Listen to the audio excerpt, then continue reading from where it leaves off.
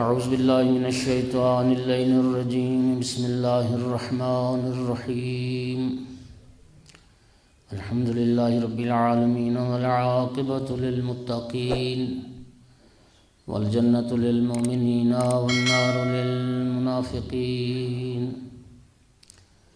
الحمد للہ الذی جعلنا من المتمسکین بولایت علی بن ابی طالب واولادہ المعصومین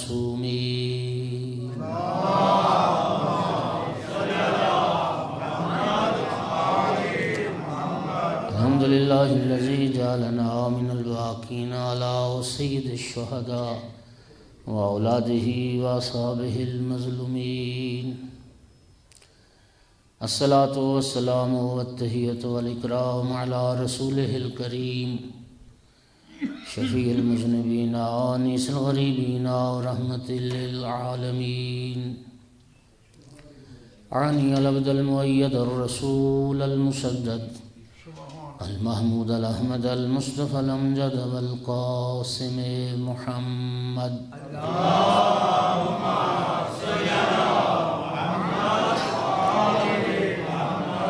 ثم الصلاة والسلام والتحیۃ والاکرام علی آلہ الطیبین الطاہرین المعصومین المنتجبین المنتخبین المظلومین واللعنۃ الدائمۃ علی اعدائہم من یوم عداوتہم الی قیام یوم الدین وبعد یوم الدین اما بعد فقال سبحانہ وتعالی فی کتابہ المجید بسم اللہ الرحمن الرحیم انما انت منذر ولکل قوم حاد صلوات سارے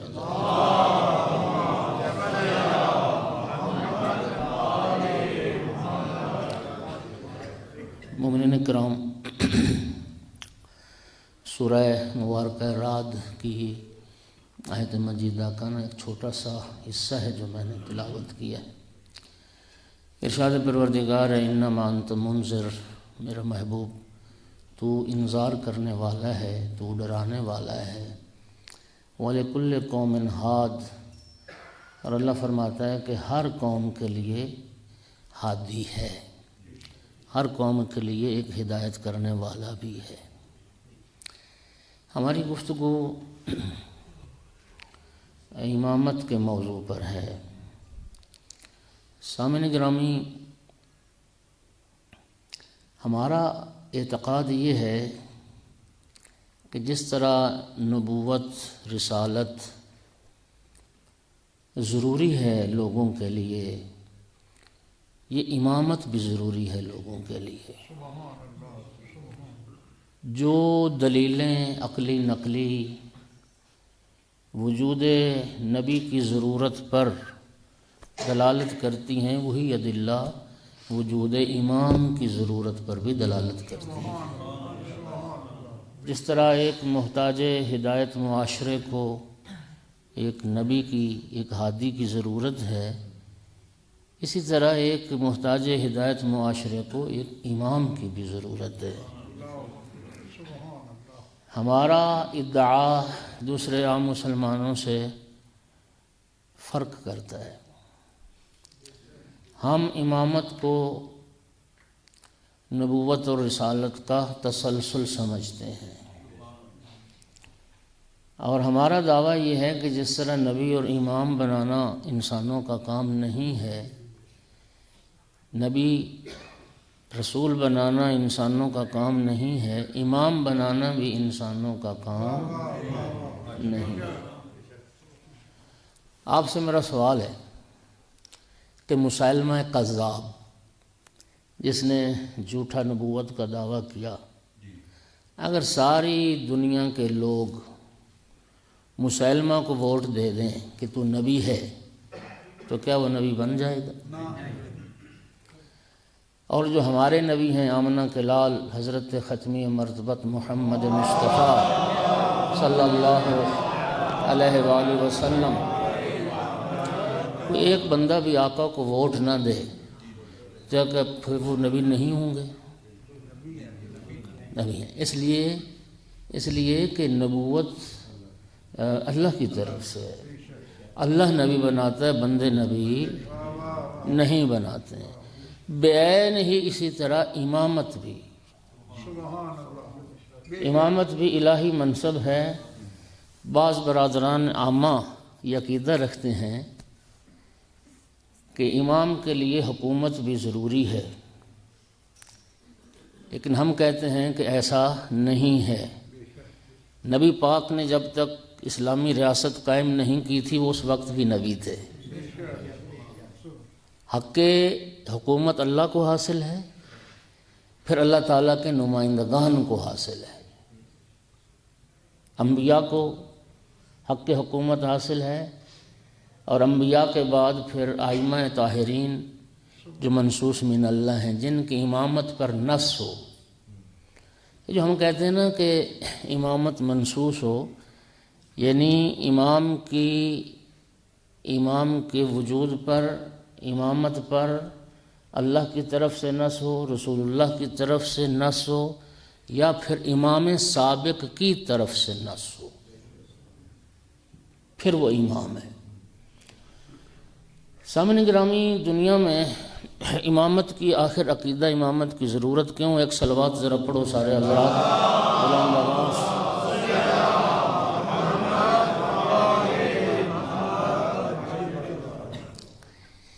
دیکھیے اللہ تعالیٰ نے ہمیں پیدا کیوں کیا؟ انسانی تخلیق کی جو غرض ہے وہ کیا ہے؟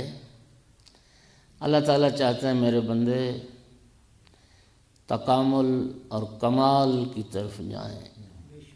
اللہ اپنی اس مخلوق کو کمال عطا کرنا چاہتا ہے۔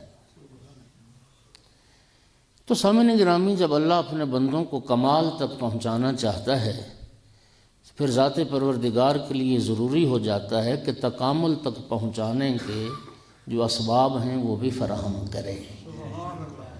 اور یہ جو الہی ہدایت کا سلسلہ نبوت، رسالت، امامت، یہ در حقیقت وہی بندگان خدا کو کمال تک لے جانے والی ہستیوں کا نام ہے۔ یہ الہی رہبر، یہ الہی نمائندے، یہ بندگان خدا کو خدا کی بارگاہ میں لے آتے ہیں اور خدا تک پہنچاتے ہیں اور کمال کی طرف لے کے جاتے ہیں۔ سامعین گرامی، ایک بات طے ہے، جب بندے امام منتخب کریں گے نا تو وہ اپنا جیسا ہی کوئی منتخب کریں گے۔ توجہ ہوگی حضرات؟ لیکن جب اللہ تعالیٰ کسی کو منتخب کرے گا تو پروردگار اس کی ساری وہ صفات کمال و جمال کو دیکھتے ہوئے اور تمام انسانوں میں سے اس کو افضل جانتے ہوئے پروردگار کا انتخاب ہوتا ہے۔ بندوں کا انتخاب کیا ہے؟ خود حضرت موسیٰ علیہ السلام جب وہ جانا تھا نا کوہ طور پر، تو ہزاروں میں سے 700 کو چنا، اور 700 میں سے پھر 70 کو چنا، اور جب ان 70 کو جو انتہائی چنے ہوئے افراد جب لے کے گئے نا کوہ طور پر، تو ان کی بات سن لے جاتے۔ انہوں نے کیا کہا؟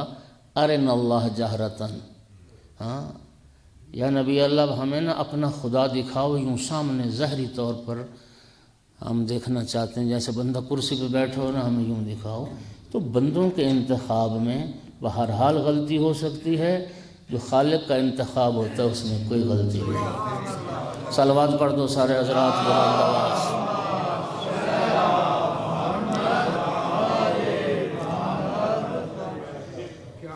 مومنین کرام، دریا عبور کرنا ہو تو بولیے کشتی کی ضرورت پڑتی ہے یا نہیں؟ مولا امیر المومنین علیہ السلام فرماتے ہیں الدنیا بحر عمیق، یہ دنیا یہ بھی ایک گہرا سمندر ہے۔ تو جب دنیا گہرا سمندر ہے تو اس دنیا کی زندگی کو طے کرنے کے لیے بھی سفینہ چاہیے، کشتی چاہیے۔ اور نبی کریم نے اس کشتی کا تعارف کروا دیا، ماسل اہل بیتی کا ماسل سفینہ۔ صلوات پڑھ دو محمد و آل محمد۔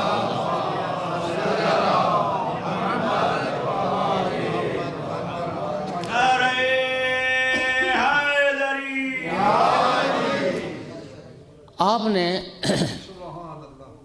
جنگ کی دنیا یا سیاست کی دنیا میں دیکھا ہے کوئی ایسا معاشرہ جو بغیر رہبر کے، جہاں نظم ضبط قائم ہوا ہو اور اس زندگی میں سکون اطمینان آیا ہو، اور ایک کامیاب معاشرہ رہبر کے بغیر ہو؟ کوئی نہ۔ دنیا میں کوئی جنگوں کی جو ایک تاریخ ہے، کوئی ایک جنگ ایسی دکھا سکتے ہیں جو کمانڈر کے بغیر جیتی گئی ہو، جو لیڈر کے بغیر جیتی گئی ہو؟ میرے بھائیوں، رہبر کا وجود یہ تو حیوانات کی جو زندگی ہے نا، حیوانات کی، کہ اس میں بھی ضروری ہے۔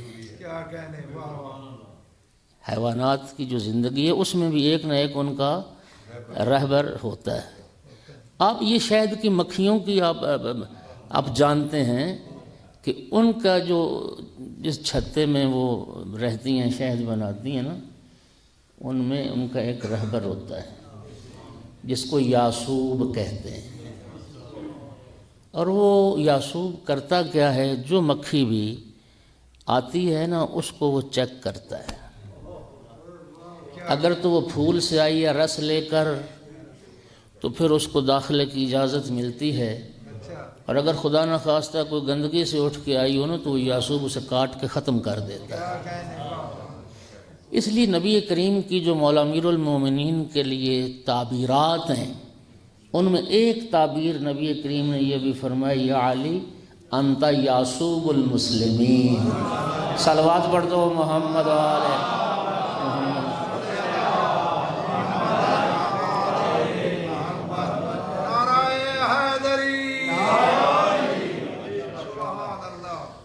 مومنین کرام، بتائیے کیا طب کی کتاب وہ بیماروں کا علاج کر سکتی؟ بلکہ ایک طبیب کا ہونا، ایک معالج کا ہونا ضروری۔ کیا قانون کی کتاب، صرف قانون، مسودہ قانون، وہ کافی ہے اس قانون کے نفاذ کے لیے، یا مقننہ چاہیے جو قانون نافذ کرے؟ قانون کا نفاذ کرنے والے بھی چاہیے، صرف قانون کا بنا دینا کافی۔ ہم تو بہت کچھ دیکھ رہے ہیں بھائی دنیا میں۔ صلوات پڑھو ذرا سارے حضرات، بلند آواز۔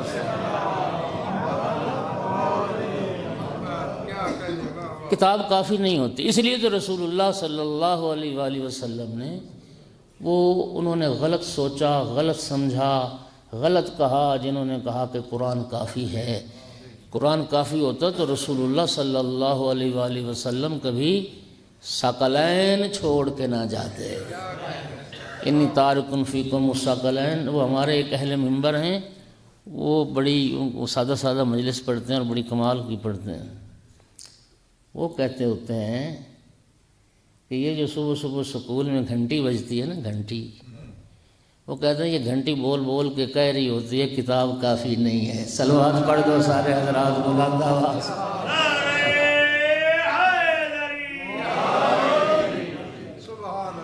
کتاب کافی نہیں۔ سامعین گرامی، ایک رہبر چاہیے، ایک ہادی چاہیے۔ دنیا بحر عمیق ہے، دنیا مشکلات ہے، سیر الی اللہ، خدا تک جو پہنچنا ہے وہ ایک الہی ہادی، الہی نمائندہ، الہی رہبر کے بغیر ممکن۔ توجہ ہوگی حضرات؟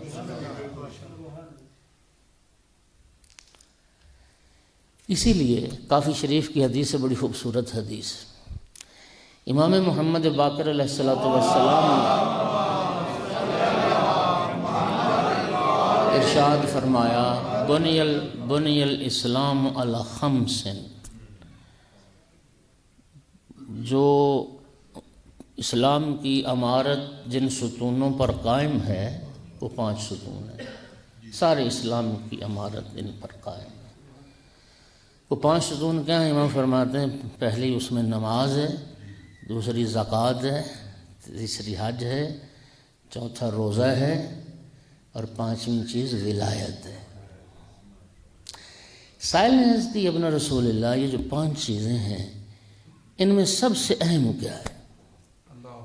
فرمایا ان 5 میں سے سب سے اہم وہ ولایت ہے۔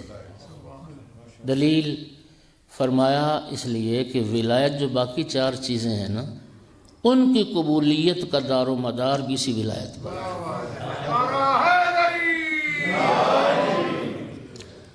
کافی شریف کی حدیث ہے، خدا کی قسم حیران ہو جاؤ گے۔ امام معصوم نے فرمایا کوئی بندہ عبادت کے ذریعے خدا کا قرب چاہتا ہے، اتنی عبادت کرے کہ خود کو عبادت میں تھکا دے، ہاں، اور اگر رب کی طرف سے بنائے گئے امام کی امامت کا وہ عقیدہ نہیں رکھتا تو اس کی عبادت اس کو ذرہ برابر فائدہ نہیں پہنچا سکتا۔ امام بھی یہ فرما رہے ہیں نماز اس وقت نماز ہے جب عقیدہ ولایت ہے، روزہ اس وقت روزہ ہے، حج اس وقت حج ہے، اعمال تمام اعمال قبولیت اسی وقت پیدا کریں گے جب ساتھ عقیدہ ولایت ہو، الہی راہبری، اللہ کی طرف سے بنایا ہوا راہبر جب وہ ہے تو پھر اعمال ہیں۔ سنیے، امامت و نبوت کا فلسفہ انسان کو خدا تک پہنچانا ہے نا، تو یاد رکھو عقیدہ توحید بھی اس وقت عقیدہ توحید ہے جب اس کے ساتھ عقیدہ ولایت و امامت ہے، ورنہ وہ عقیدہ توحید نہیں رہے گا، طاغوت سر اٹھائیں گے معاشرے میں۔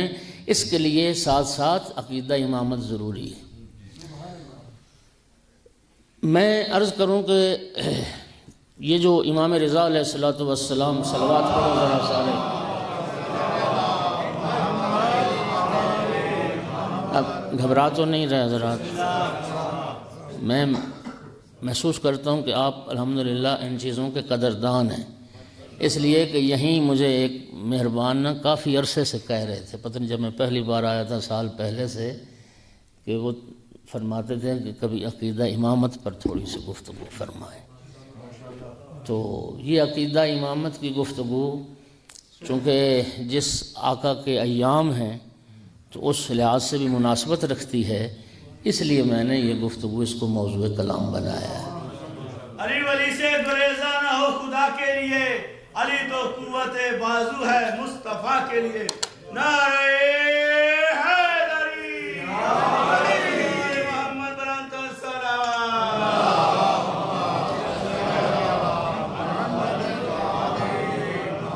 امام رضا علیہ السلام کی سواری جب نیشا پور پہنچی تھی تو 24,000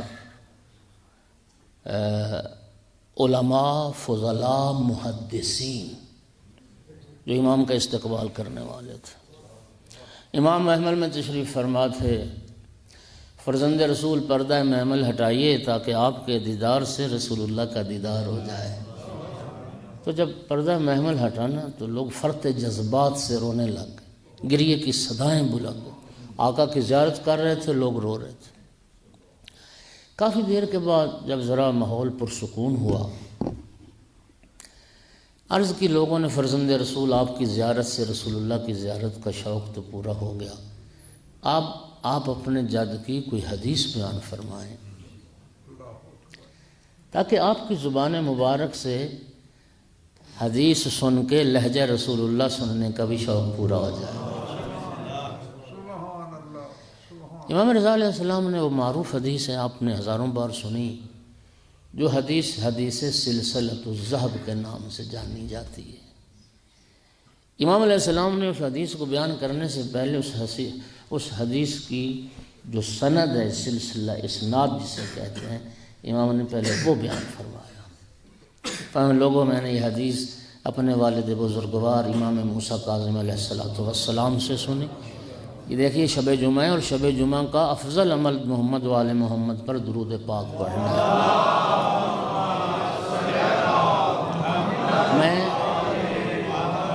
میں وہ سارا سلسلہ سند بھی بتا رہا ہوں نا۔ انہوں نے یہ حدیث اپنے والد گرامی امام جعفر صادق علیہ السلام سے،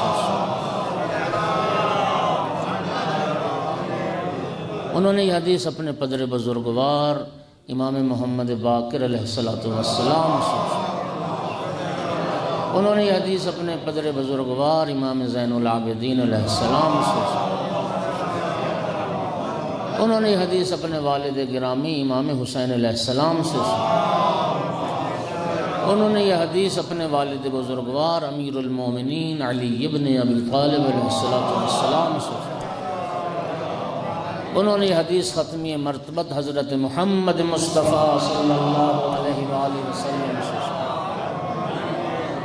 نبی کریم نے یہ حدیث جبرائیل علیہ السلام سے لی، اور جبرائیل نے یہ حدیث لوح سے لی، لوح نے قلم سے لی، قلم نے اللہ سے لی۔ تو امام نے یہ جو حدیث بیان فرمائی در حقیقت یہ حدیث قدسی ہے، لیکن پہلے یہ سند بیان کی۔ اس سند کو سلسلہ ذہب کہتے ہیں، عربی میں سلسلہ زنجیر کو کہتے ہیں، ذہب سونے کو کہتے ہیں، یعنی سونے کی ایک خالص زنجیر ہے۔ یہ دنیا احادیث کی واحد حدیث ہے جس کا ہر راوی بھی معصوم ہے اور ہر مروی عنہ بھی معصوم ہے، اس میں کسی غیر معصوم کا دخل نہیں ہے، اس لیے اس کو سونے کی زنجیر سے تعبیر کیا گیا کہ ہر کڑی خالص عصمت کی کڑی۔ اور یہ سلسلہ سند اتنا عظیم ہے، آپ حیران ہو جائیں گے جملہ سن کے۔ احمد ابن حنبل کہتا ہے اس حدیث سلسلہ ذہب کے اس سند کے بارے، کہتا ہے کہ اس حدیث کا یہ سلسلہ سند اتنا عظیم ہے کہ لو قرئ علی المجنون لافاقا، اگر یہ سلسلہ سند پڑھ کر کسی دیوانے پر دم کر دیں تو وہ دیوانہ نہ رہے، دنیا کا عقل مند ترین انسان ہو جائے، دنیا کا عقل مند ترین انسان بن جائے، اس کو جنون اور دیوانگی ختم ہو جائے اگر صرف یہ دم کر دیں یہ اسماء مبارکہ۔ لوح نے قلم سے، قلم نے اللہ سے۔ اللہ فرماتا ہے، یہ درس کی حدیث قدسی ہے، اللہ فرماتا ہے کلمۃ لا الہ الا اللہ حسنی، من قال لا الہ الا اللہ دخل حسنی ومن دخل حسنی امن من عذابی۔ اللہ تعالیٰ فرماتا ہے کہ یہ جو کلمہ لا الہ الا اللہ، کلمہ توحید، یہ میرا قلعہ ہے، جس نے پڑھ لیا لا الہ الا اللہ وہ میرے اس قلعے میں داخل ہو گیا، اور جو میرے قلعے میں داخل ہو گیا وہ میرے عذاب سے۔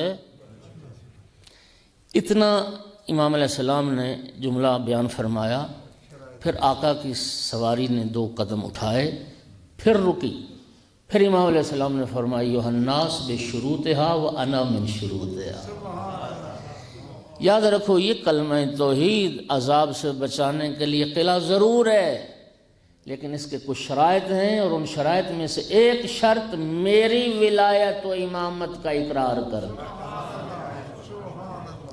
مومنین ذرا توجہ کے ساتھ سنیے، میں نے عرض کیا نا کہ فلسفہ نبوت و رسالت و امامت خدا تک پہنچانا ہے، تو امام علیہ السلام کے اس فرمان سے کیا نتیجہ نکلا کہ یہ کلمہ توحید بھی اس وقت تک انسان کو جہنم سے بچا نہیں سکتا جب تک اس کے ساتھ عقیدہ ولایت و امامت شامل نہ ہو جائے۔ اچھا، اب میں دوسری حدیث قدسی پڑھنے لگا ہوں، بڑی ذمہ داری کے ساتھ، بڑی معتبر ہے وہ بھی۔ آپ جانتے ہیں کہ کچھ ہوتے ہیں نا جی بچے، وہ ٹیکہ نہیں لگواتے، ڈاکٹر کہتے ہیں ٹیکہ لگوا لو، تو کہتے ہیں ٹیکہ نہیں لگاتے، کوئی گولی ہے تو وہ کھا لیتے ہیں، تو متبادل پھر وہ کوئی کیپسول گولی دے دیتے، چلو اگر وہ نہیں کرنا تو یہ کر لو۔ اس کا ایک بات تو سمجھ آتی ہے نا جی، وہ کیمیائی جو اجزاء ہیں، جو کام وہ کیپسول گولی کرتی ہے وہی کام ٹیکہ کرتا ہے، جو ٹیکہ کرتا ہے وہ گولی کرتی ہے۔ اب دوسری حدیث قدسی سن، اللہ رب العزت فرماتا ہے ولایت علی ابن ابی طالب حسنی، من داخل حسنی امن من عذابی۔ امیر المومنین علی ابن ابی طالب علیہ السلام کی ولایت بھی میرا وہ مضبوط قلعہ ہے، جو اس قلعہ ولایت میں داخل ہوگا وہ بھی میرے عذاب سے بچ جائے،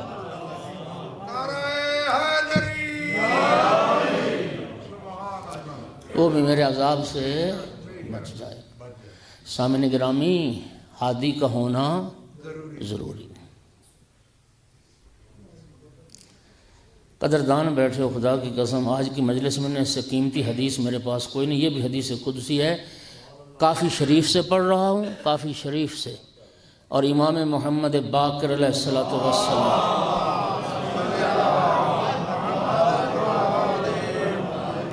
یہ نقش امامت اور نقش راہبری کتنا اہم ہے، کتنا اہم ہے۔ اچھا، یہ حدیث میں بعد میں سناتا ہوں، پہلے یہ مثال سنیے۔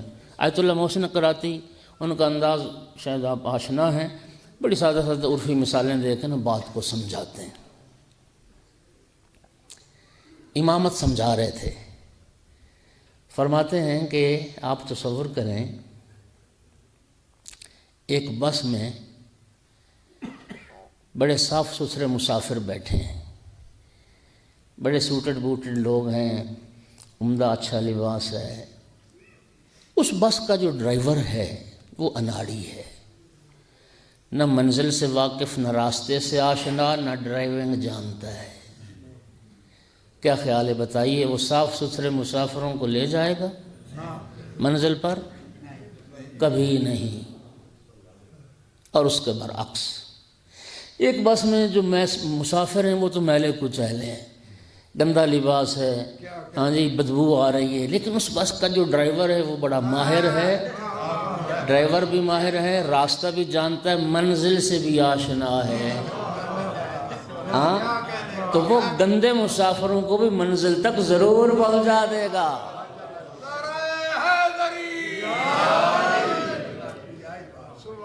یہی نقش امامت ہے۔ حدیث قدسی جملہ پڑھنے لگوں، کافی شریف میں حدیث موجود، اس سے بڑی اور کتاب کیا چاہو گے؟ بہار میں موجود ہے، ہماری اور کتابوں میں موجود ہے۔ اللہ رب العزت فرماتا ہے، سننا، وَلَأُعَذِّبَنَّ كُلَّ رَعِيَّةٍ فِي الْإِسْلَامِ وَلَأُعَذِّبَنَّ كُلَّ رَعِيَّةٍ فِي الْإِسْلَامِ أَطَاعَتْ إِمَامًا جَائِرًا لَيْسَ مِنَ اللَّهِ وَإِنْ كَانَتْ فِي أَعْمَالِهَا بَرَّةً تَقِيَّةً۔ بڑی ذمہ داری کے ساتھ حدیث قدسی میں اللہ رب العزت فرماتا ہے کہ میں اسلام میں اس رعیت پر ضرور عذاب نازل کروں گا، انہیں معذب کروں گا ضرور بر ضرور، جو کسی ایسے امام کی اطاعت کرے جو جائر و ظالم امام ہے، وَلَيْسَ مِنَ اللَّهِ، اور جسے میں اللہ نے امام نہیں بنایا۔ کسی ایسے امام کی امامت کی قائل ہو اور ایسے امام کی اطاعت کرے جو امام جائر ہے، جس کو میں اللہ نے امام نہیں بنایا، اس کی جو اطاعت کرے، اگلا جمل حیران ہو جاؤ گے، برداشت کر لینا، وَإِنْ كَانَتْ فِي أَعْمَالِهَا بَرَّةً تَقِيَّةً، اگرچہ وہ امت کے اعمال ٹھیک ہوں، امت نیکوکار ہے، وہ عبادت گزار ہے، وہ پرہیزگار ہے، متقی ہے، لیکن ایسے امام کی اطاعت کرتی، ایسے امام کی امامت کا عقیدہ رکھتی جسے میں اللہ نے امام نہیں بنایا، اللہ فرماتا ہے میرا وعدہ رہا میں ضرور بر ضرور ان پر عذاب نازل کروں۔ وَلَعَافُوَنَّ عَنْ كُلِّ رَعِيَّةٍ فِي الْإِسْلَامِ مَنْ أَطَاعَتْ إِمَامًا عَادِلًا مِنَ اللَّهِ وَإِنْ كَانَتْ فِي أَعْمَالِهَا مُسِيَّةً ظَالِمَةً، اور اللہ فرماتا ہے میں اس رعیت کو ضرور بر ضرور معاف کر دوں گا جو ایسے امام عادل کی اطاعت کرے جسے میں اللہ نے امام بنایا ہے۔ وہ امت اگر ظالم اور گنہگار بھی ہوگی، اللہ میں فرماتا میں ضرور بر ضرور اس کو معاف کر دوں گا۔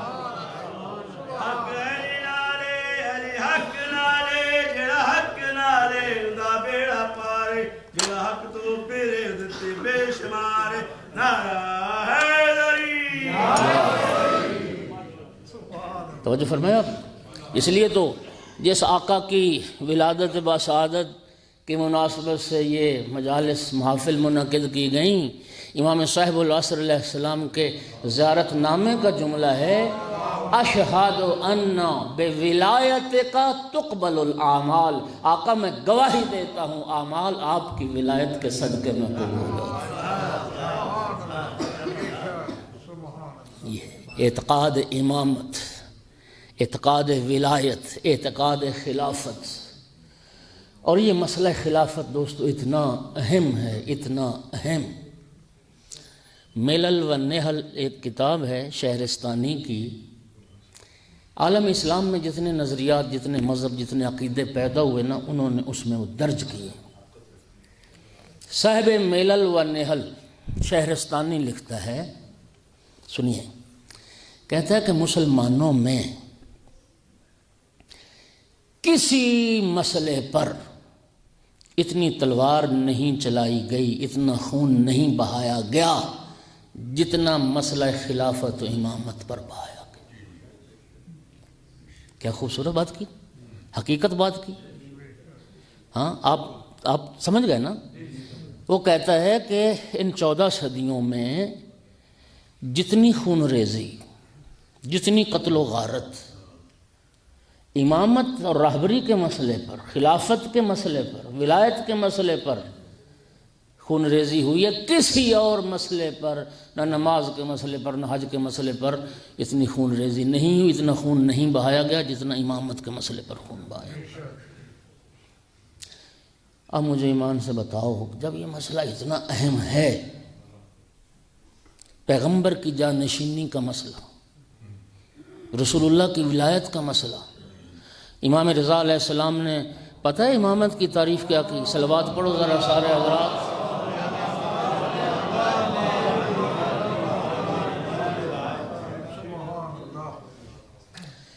ان الامامت یا زمامت المسلمین والنظام زمام المسلمین والنظام الاسلام وَأُسُّ الْإِسْلَامِ النَّامِ.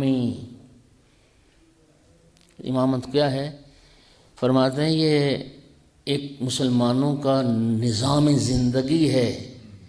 وَأُسُّ الْإِسْلَامِ النَّامِ، یہ نامی کی تعبیر بڑی خوبصورت ہے. نمو کرنے والا اسلام، ترقی کرنے والا اسلام، آگے بڑھنے والا اسلام، اس نشو و نما پانے والے اسلام کی بنیاد یہ امامت ہے. یعنی امام فرما رہے ہیں کہ وہ اسلام کبھی کامیابی کی طرف نہیں جا سکتا، کبھی کمال کی طرف اور ترقی کی طرف نہیں جا سکتا وہ اسلام جس میں امام نہ ہو، جس میں نظام امامت نہ ہو.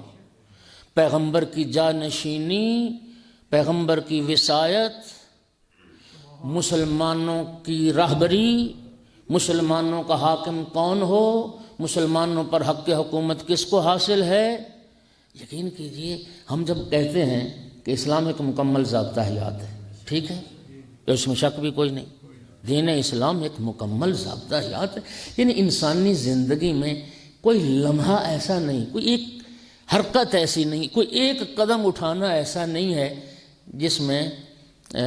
جس پر اسلام کی طرف سے رہنمائی موجود نہ ہو، جو ہادیان برحق نے ہدایت نہ فرمائی ہو، رہنمائی نہ فرمائی.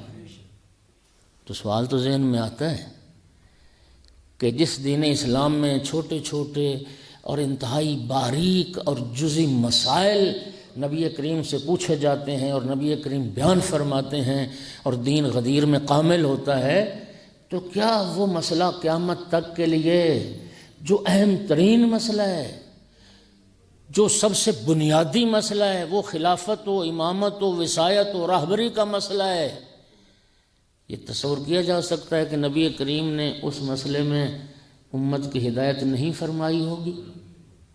بولو یار.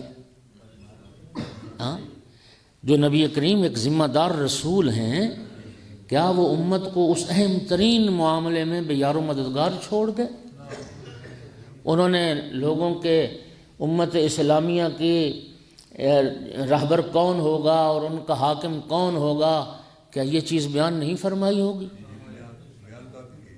چونکہ نبی کریم کی اگر آپ زندگی میں دیکھیں، آپ رسول اللہ کی سیرت کو پڑھ لیں، رسول اللہ مدینے سے 2 دن کے لیے بھی اگر باہر گئے ہیں نا، تو ان 2 دنوں کے لیے بھی اپنا جانشین مقرر کر کے، وہ رسول اللہ جو اپنی زندگی میں 2 دن کے لیے بھی مدینہ سے جائیں تو اپنا رہبر، اپنی طرف سے جانشین جو ملت کا رہبر ہو، ہم مقرر اور معین فرما کے جاتے ہیں. یہ کیسے تصور کر لیا جائے کہ رسول اللہ دنیا سے پردہ فرما کے اور امت اسلامیہ کے لیے کوئی رہبر معین نہیں فرمایا؟ ان کا حاکم کون ہوگا اور خلیفہ کون ہوگا؟ اگر کوئی یہ سمجھتا ہے اس کا معنی یہ ہے کہ وہ رسول اللہ کو اپنے جتنا بھی ذمہ دار نہیں سمجھتا۔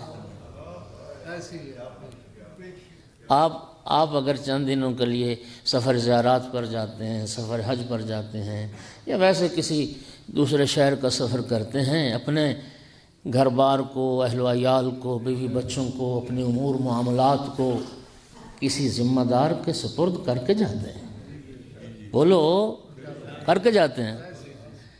اور نبی کریم اپنی امت اسلامی جس کے لیے رسول اللہ نے اتنی تکلیفیں برداشت کیں کہ خود پیغمبر نے فرمایا ما اوذی نبی قط کما اوذیت، تو کسی نبی کو اتنی اذیت نہیں پہنچائی گئی جتنی اذیت مجھے پہنچائی۔ دین پہنچانے کے سلسلے میں، لوگوں کی ہدایت کے سلسلے میں جتنے دکھ مجھے پہنچائے گئے اتنے دکھ کسی نبی کو نہیں پہنچائے گئے۔ سامعین گرامی، جس امت کی خاطر رسول اللہ نے اتنی اذیتیں برداشت کیں، یہ کیسے ہو سکتا ہے؟ جب دنیا سے پردہ فرما رہے تھے اور جا رہے تھے تو پھر امت کی پیغمبر کو فکر ہی نہیں تھی۔ ایسا تصور کرنا میں سرکار کی شان میں گستاخی سمجھتا ہوں۔ تم نے تو اپنے جتنا بھی رسول اللہ کو ذمہ دار نہ سمجھا۔ سامعین گرامی، یہ مسئلہ ہدایت اور رہبری اتنا اہم تھا۔ ابھی جب فتح مکہ کے بعد جب کافر مسلمان ہو رہے تھے اور نبی کریم مختلف قبائل پر الہی دین اور الہی آئین کو پیش کر رہے تھے، یہ سیرت حلبیہ میں بھی ہے اور اہل سنت کی دوسری کتابوں میں بھی۔ ایک قبیلے کے سامنے جب نبی کریم نے دین خدا کو پیش کیا، اس قبیلے کا جو سردار تھا نا، جو نمائندہ بن کے آیا تھا بات چیت کرنے، کہتا ہے یا رسول اللہ، اگر ہم آپ کا دین قبول کر لیتے ہیں اور آپ کو اللہ مخالفین پر غلبہ عطا کر دیتا ہے اور آپ کو فتح مل جاتی ہے، تو یا رسول اللہ یہ بتائیے پھر آپ اپنے بعد اس حاکمیت میں ہمیں حصہ دار بنائیں گے؟ ابھی کلمہ پڑا نہیں ہے، پہلے سے شرط طے کر رہے ہیں، پہلے سے کہہ رہے ہیں کہ اگر آپ کامیاب ہو جاتے ہیں اور مخالفین پر آپ کو اللہ کامیابی دے دیتا، آپ ایک حکومت بنا لیتے ہیں، تو پھر آپ جب دنیا سے جائیں گے آپ اپنے بعد پھر ہمیں اپنا جانشین اپنے اس میں بنائیں گے، امت کا رہبر ہادی۔ نبی کریم نے فرمایا یہ کام خدا کے سپرد ہے، خدا جسے چاہے گا وہ خدا خود معین فرمائے گا۔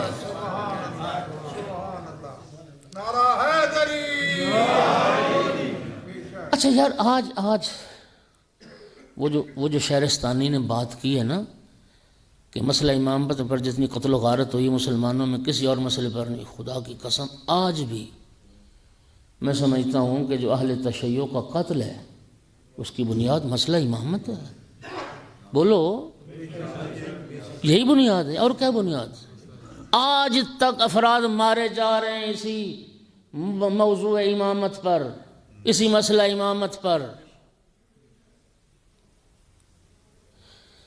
سامعین گرامی، آج ہمیں ذہن میں آتا ہے یہ سوال، جو بھی تھوڑی سی فکر کرتا ہے میں اس کی بات کر رہا ہوں، سوال آتا ہے یار اتنا اہم مسئلہ تھا تو نبی کریم کو چاہیے تھا اپنی زندگی میں یہ مسئلہ حل کر کے چلے جاتے۔ بولو، آتا ہے نا سوال؟ اتنی قتل و غارت نہ ہوتی، اتنا مسلمانوں کا نقصان نہ ہوتا، اتنا اسلام کا نقصان نہ ہوتا، نبی کریم اپنی جانشینی اور اپنی وصایت کا فیصلہ کر جاتے زندگی میں۔ آتا ہے سوال؟ خدا کی قسم یہ سوال زمانہ پیغمبر میں بھی لوگوں کے ذہنوں میں ہوتا رہا اور سوال کرتے بھی رہے، اور نبی کریم نے یہ مسئلہ حل کر یہ کیا اور خداوند عالم کے حکم سے کیا، اور نبی کریم نے اس وقت تک دنیا سے پردہ نہیں فرمایا جب تک اپنے بعد آنے والے ہادیان برحق اور اپنے خلفاء اور اپنے اوصیاء کا تعارف نہیں کرواتا۔ اب کوئی نہیں مانتا تو پھر اس کے الگ وجوہات ہیں، اس پہ بڑی بحث کی ضرورت ہے۔ نبی کریم نے تو کئی طریقوں سے اور مختلف احادیث میں اس مسئلے کی ہدایت فرمائی کہ میرے بعد تمہارے حاکم کون ہوں گے، میرے جانشین کون ہیں، اوصیاء کون ہیں۔ توجہ ہوگی حضرات؟ اور یہ مسئلہ اتنا اہم ہے، اگر اجازت دیں نا تو میں تھوڑا سا حوالوں کے ساتھ گفتگو کرنا چاہتا ہوں کہ شیعہ نے لکھا، سنی نے لکھا، سب نے لکھا کہ رسول اللہ صلی اللہ علیہ وآلہ وسلم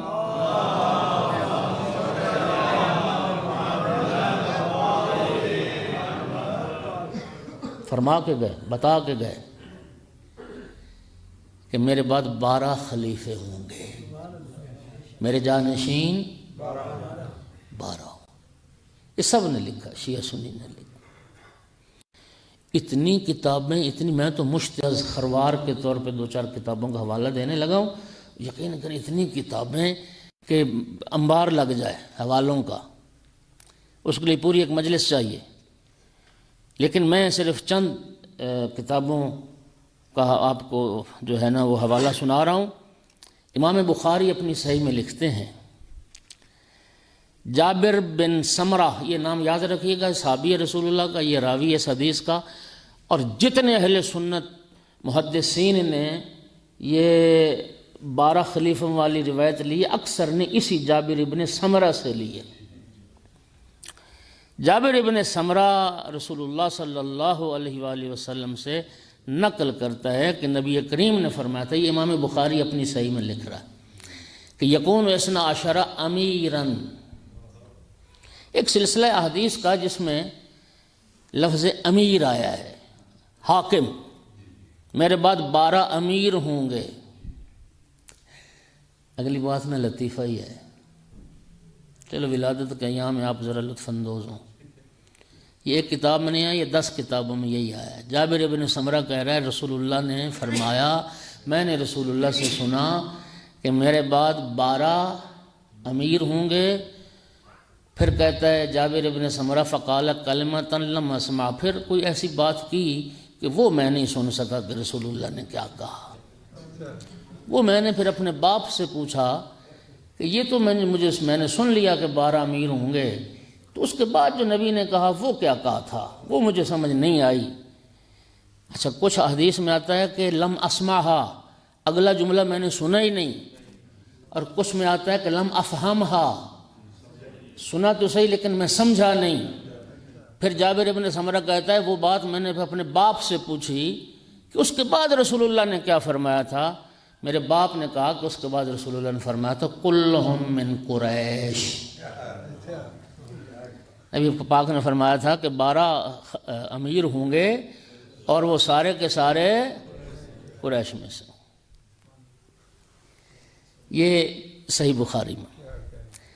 صحیح مسلم کی روایت، مسلم اپنی صحیح میں لکھتا ہے اسی جابر ابن سمرہ سے، لا یزال الاسلام عزیزاً، کہ رسول اللہ نے فرمایا اسلام غالب رہے گا، اسلام عزیز رہے گا جب تک کہ 12 خلیفے خلافت نہ کریں، کلہم من قریش۔ یہاں پہ اس نے یہ نہیں کہا کہ میں نے اگلا جملہ نہیں سنا، یہاں بتا دیا کہ کلہم من قریش بھی رسول اللہ نے فرمایا۔ ترمذی نے بھی اپنی سنن میں لکھا، سنن ترمذی، آپ جانتے ہیں کہ یہ سیاہ ستہ کی کتابیں ہیں، یہ ان کو جو 6 معتبر صحیح کی کتابیں حدیث کی سمجھتے ہیں۔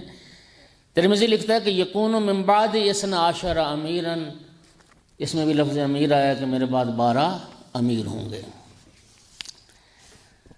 اچھا جی، اس کے بعد حافظ ابی داؤد جو ہے اپنی سنن میں لکھتا ہے، سنن ابی داؤد، کہ نبی کریم نے فرمایا کہ لا یزال ھذا الدین قائما، یہ دین ہمیشہ قائم رہے گا، حتی یکون علیکم 12 خلیفتاً، یہاں تک کہ 12 خلیفے تم پر حکومت کریں گے، کلہم تجتمع علیہ الامہ، اور 12 وہ ہوں گے جن پر ساری امت کا اجماع ہوگا۔ اس کے بعد کہتا ہے فسمعت کلاما من النبی، پھر ایک بات تو میں نے سنی، ولم افہمہ، میں نے سمجھا نہیں کہ رسول اللہ نے کیا فرمایا۔ پھر میں نے اپنے ابا سے پوچھا تو انہوں نے کہا کہ آگے فرمایا تھا کلہم من قریش۔ ایک صلوات ذرا پڑھ دو سارے حضرات۔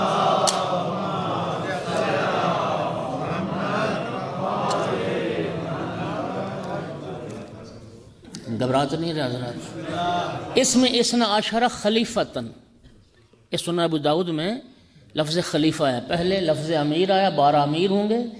اس حدیث میں فرمایا کہ نہیں، رسول اللہ نے فرمایا میرے 12 خلیفہ ہوں گے۔ حاکم نیشا پوری نے مستدرک الصحیحین میں اس میں بھی یہی لکھا کہ یہ امت لا یزال امر امتی صالحا، میری امت کے حالات ٹھیک رہیں گے جب تک ان میں 12 خلیفے جو قریش میں سے ہوں گے وہ حکومت کریں گے۔ سیوطی نے بھی جو حدیث اسی جابر ابن سمرہ سے نقل کی اس میں بھی 12 خلیفتاً، خطیب بغدادی نے 12 امیراً ہے، طبرانی نے 12 خلیفتاً ہے۔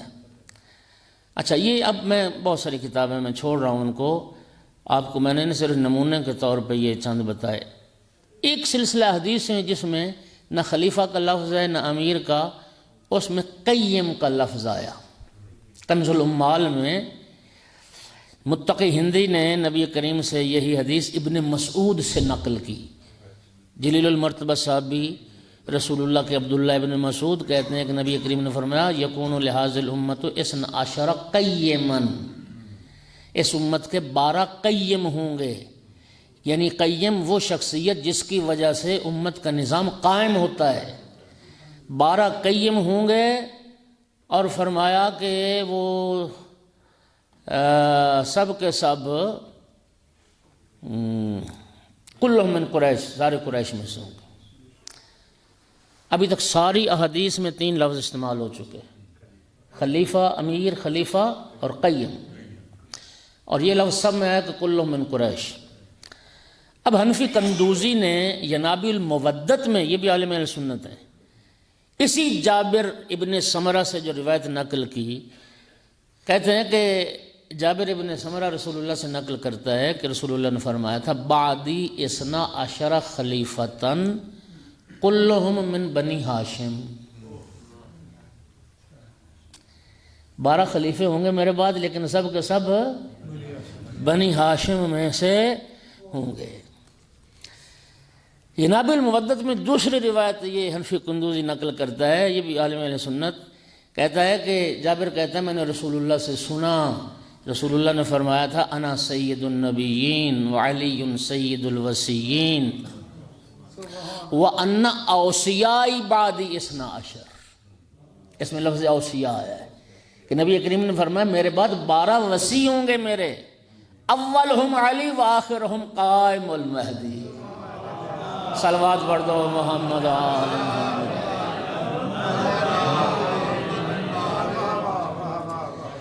اصل میرا بھائی جھوٹ جتنا بھی پھیل جائے نہ کہیں سچ نکل ہی آتا ہے، ہاں جی، جو زندہ یا بندہ ڈھونڈنے والا پھر پا ہی لیتا ہے۔ توجہ ہوگی حضرات؟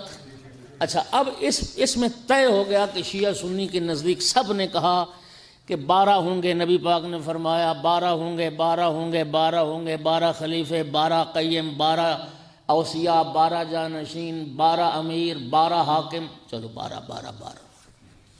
خدا کی قسم لطیفہ یہ ہے، شیعہ خوش نصیب ہو، وہ جو شیعہ 12 شیعہ، 12 امامی شیعہ، خدا کی قسم کھا کے کہہ رہا ہوں تمہارے سوا پوری امت مسلمہ سے وہ 12 پورے ہی نہیں ہو رہے، وہ 12 ہے۔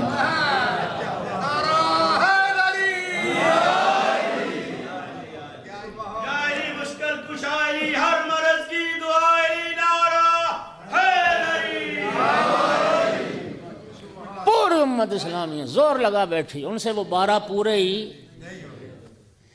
یہ بھی نا ایک کائنات، ایک دنیا ہے، اگر وہ سارا پڑھا جائے نا تو پھر مسلسل کئی گھنٹے کی مجلس چاہیے۔ یہ بھی نا مشت اذخر نمونے کے طور پر بس یوں سمجھیں، ہماری اردو کا ایک محاورہ ہے، ایک محاورہ جانتے ہیں نا کہ مینڈک تولنا، ہاں جی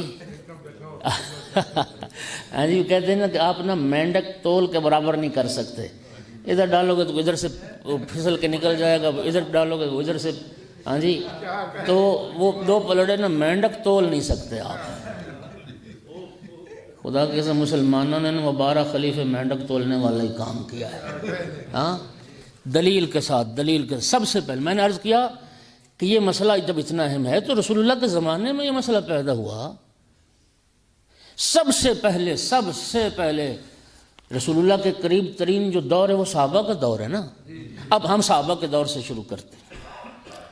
حضرت عبداللہ ابن عمر وہ فرماتے ہیں کہ ایک دن خلافت اسلامی کے متعلق گفتگو ہوئی تو کہ نبی کریم نے فرمایا 12 خلیفے ہوں گے، قریش سارے کے سارے قریش میں سے ہوں گے۔ تو عبداللہ ابن عمر سے پوچھا گیا کہ وہ 12 کون ہیں، ذرا ہوش و حواس قائم رکھیے گا۔ انہوں نے جو 12 گنے وہ سنا رہا ہوں، انہی کی کتابوں کے ساتھ، انہی کے حوالوں کے ساتھ۔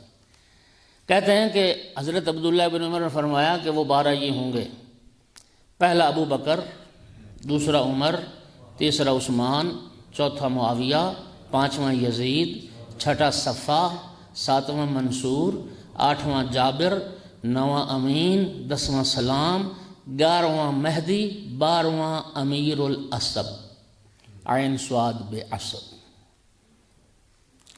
سن لیا آپ نے؟ کہا کہ یہ 12 ہوں گے، یہ عبداللہ ابن عمر کہہ رہا ہے۔ آپ انتہا دیکھیں، ایک صلوات پڑھو ذرا سارے حضرات۔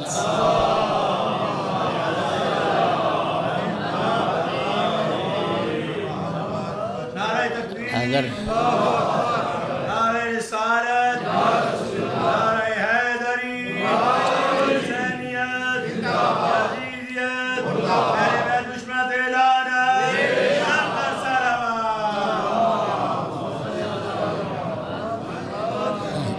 آپ کی نہ اجازت سے میں بیان کروں، یہ سلسلہ آگے بڑھاؤں، یہ کل کے لیے چھوڑ دیں جی، پھر یہ نہ ہونا کہ کل مجمعی کام ہو جائے۔ کل چلو 10 منٹ میں اور لے لوں آپ، چلو جی محبت آپ۔ اب یہ جو 10 انہوں نے نبی کریم کے خلیفہ گنے، سب سے پہلا آپ نے دیکھا کہ اس نے مولا علی علیہ السلام کا نام نہیں لیا۔ اس کے علاوہ عبداللہ بن عمر کے علاوہ جتنی بھی 12 ان سے ہوتے نہیں پورے، لیکن مولا علی علیہ السلام کو سب نے شامل کیا ہے۔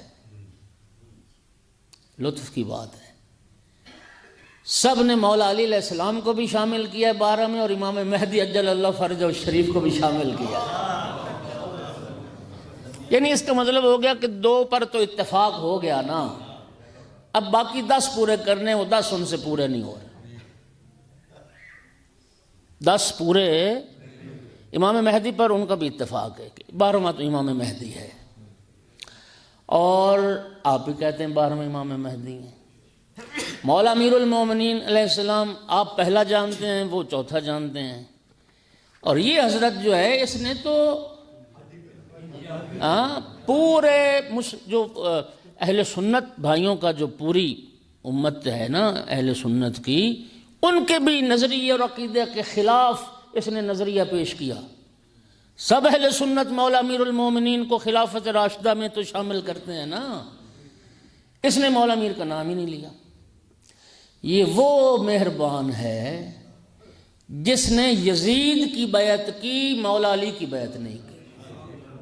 توجہ کیجئے، جس نے یزید کی بیعت کی ہے، جس نے معاویہ کی بیعت کی ہے، لیکن مولا امیر المومنین علیہ السلام کی بیعت نہیں کی۔ ذاتی بغض و حسد امیر المومنین علیہ السلام سے اس کو اتنا تھا، امیر المومنین کی شان میں اور آقا امیر المومنین کے مناقب اور فضائل رسول اللہ کی زبان مبارک سے اس نے ایک حدیث فضیلت امیر المومنین نے نقل نہیں کی، اور اس نے رسول اللہ کے خلفاء میں امیر المومنین علی ابن ابی طالب علیہ السلام کا نام تک نہیں لیا۔ آپ دیکھیں، جس نے رسول اللہ کی زندگی کو دیکھا ہے، نبی کریم کی ذات اللہ کی اس کائنات میں مجموعہ فضائل و کمالات، الہی ایک کامل و اکمل انسان، تمام فضائل اور تمام محاسن اور تمام خوبیاں اور تمام کمال و جمال کا جو مجسم ہے وہ رسول اللہ کی ذات ہے۔ ظلم کی انتہا نہیں، رسول کو بھی دیکھا ہے اور اس کا پھر خلیفہ یزید کو مان کے بیعت بھی کر، یزید کو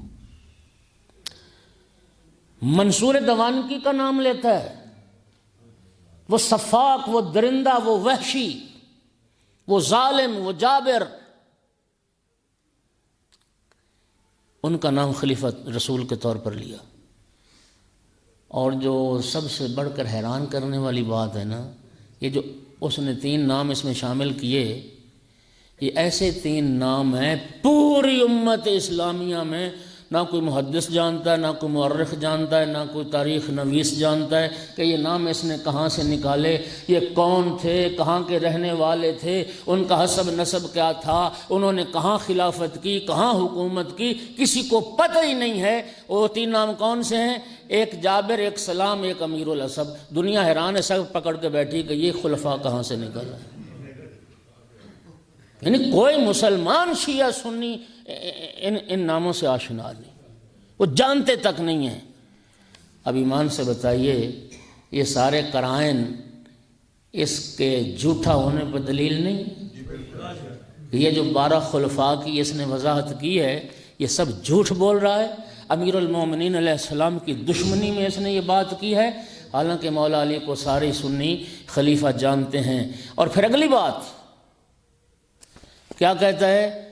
یزید کے بعد سیدھا سیدھا صفح پہ آ گیا، حالانکہ یزید سے لے کر صفح کا دور، یزید 64 ہجری میں واصل جہنم ہو گیا، صفح 120 ہجری میں 132 ہجری میں واصل جہنم ہوا، اور یہ جو ٹوٹل 68 سال 68 سال کا عرصہ بنتا ہے۔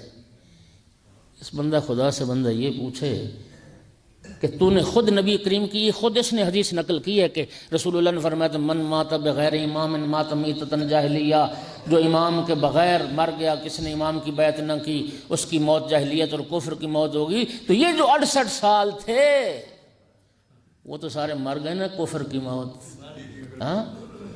68 سال میں کوئی حاکم نہیں ہے، 68 سال میں کوئی امیر نہیں، 68 سال میں کوئی خلیفہ نہیں ہے، سیدھا سیدھا یزید کے بعد شروع ہوا اور سیدھا سیدھا صفحہ پہ آ کے یہ سارے حالات و واقعات اس کے جھوٹے ہونے پر سب سے بڑی دلیل۔ شیعہ خوش نصیب ہو، 12 اماموں کی امامت کا عقیدہ رکھتے ہو، خدا کی قسم رسول اللہ نے میرے بات سن، جب نبی کریم نے 12 فرمائے تو 12 کا مطلب ہے کہ 12 مشخص افراد ہیں، اس میں کمی بیشی نہیں ہے۔ 12 کا عدد اہمیت رکھتا ہے، نہ کم نہ زیادہ، تو یقیناً ان کے نام بھی بتائے ہوں گے۔ خدا کی قسم قوم شیعہ واحد قوم عالم اسلام میں، ہمارے بچوں سے بھی پوچھو وہ بتائیں گے 12 امام ہیں، پیغمبر کے 12 جانشین ہیں، 12 کے نام بھی بتائیں گے، 12 کے القاب بھی بتائیں گے، 12 کے والد گرامی کا نام بھی بتائیں گے، کون کس کا بیٹا اور کس لقب سے شہرت ہے۔ پہلے علی ابن ابی طالب علیہ السلام اور آخری اس مہینے میں نا یہ 2 ہستیاں ہیں جن کی ولادت باشہادت ہے، ایک امام مہدی عجل اللہ فرجہ الشریف اور ایک آج کے مولود مسعود شہزادہ علی اکبر علیہ السلام۔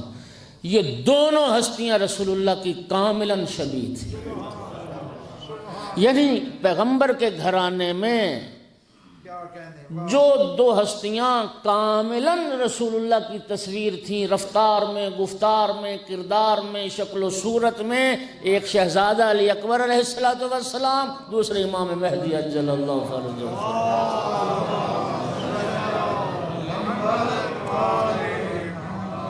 آقا کی ولادت کا دن ہے تو میں آج مصائب نہیں پڑھتا، ٹھیک ہے، آپ بھی اتفاق کرتے ہیں، تو شہزادہ علی اکبر کی سیرت میں نا یہ بات ایک سن لیں، چونکہ زیادہ تر جو حالات و واقعات ہیں نا وہ وہی کربلا اور کربلا کے بعد کے ہیں، اس سے پہلے کوئی تاریخ میں اتنے تفصیل سے حالات ملتے نہیں ہیں۔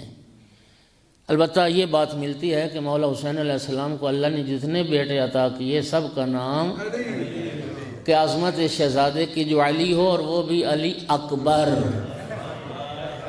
ایک علی اور دوسرا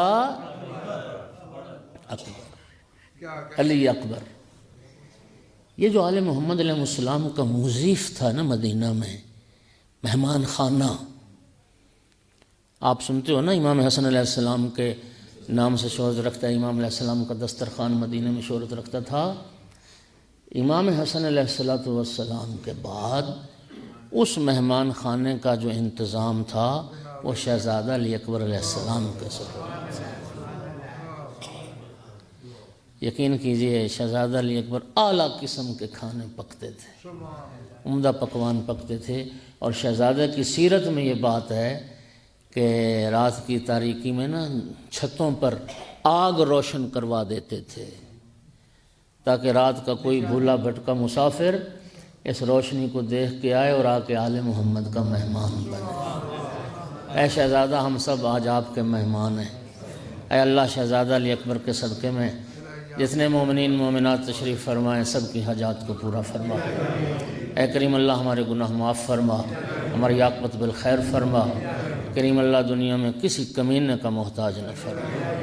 جو مومنین بیمار ہیں شفاء کاملہ عطا فرما، جو بے اولاد ہیں نیک اولاد عطا فرما، جتنے مومنین تنگ دست ہیں وسیع حلال رزق نصیب فرما۔ پروردگار بحق محمد و آل محمد جب تک زندگی رہے معرفت کے ساتھ بار بار محمد و آل محمد علیہ السلام کی زیارت نصیب فرما، مر جائیں تو شفاعت نصیب فرما۔ اے اللہ کریم تو محمد و آل محمد کے صدقے میں ہم سب فقیر محض ہیں، محتاج محض ہیں، تو غنی مطلق ہے، تو ہماری حاجات کو ہم سے بھی بہتر جانتا ہے۔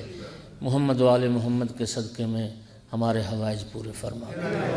میرا اللہ اس راہ محبت و ولایت پر ہمارا جینا مرنا قرار دے۔ محمد و آل محمد کی راہ پر میرا اللہ ہمیں اور ہماری قیامت تک آنے والی نسلوں کو گامزن فرما۔ پروردگار اس عقیدہ امامت و ولایت پہ ہمیں استقامت عطا فرما۔ پروردگارہ بحق محمد و آل محمد نور محبت محمد و آل محمد سے ہمارے قلوب کو اور منور فرما۔ پروردگار تمام التامسین دعا کی دعاؤں کو مستجاب فرما۔ شب جمعہ شب زیارت کربلا میرا اللہ جب تک زندگی رہے معرفت کے ساتھ بار بار والی کربلا کی زیارت نصیب فرما، مر جائیں تو شفاعت نصیب فرما۔ یوسف زہرا امام صاحب العصر علیہ السلام کے ظہور میں تعجیل فرما، وجعلنا من اعوانہ وانصارہ وشیعتہ۔ ما شاء اللہ لا حول ولا قوة الا باللہ العلی العظیم۔ قبولیت دعا کے لیے بلند صلوات۔